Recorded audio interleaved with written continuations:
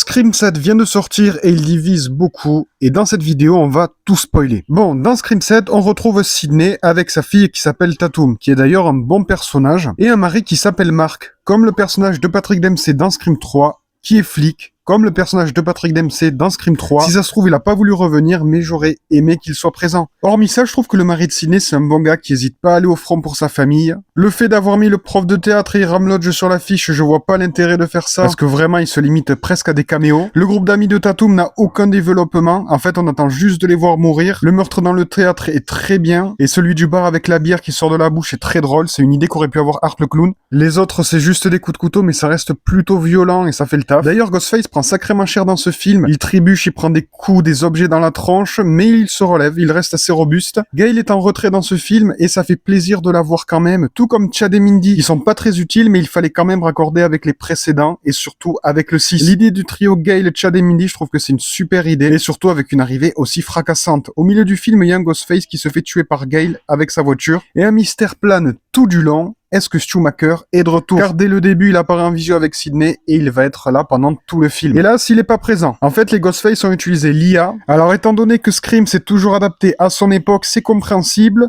Toutefois, si eux, ils l'ont fait, je pense qu'ils viennent de faire quelque chose de mauvais. Dans le sens où, certes, ça déçoit parce que les personnages ne sont pas présents, mais aussi parce que du coup, si eux l'ont fait, plein d'autres vont suivre derrière pour faire des caméos bien gras avec l'excuse du deepfake.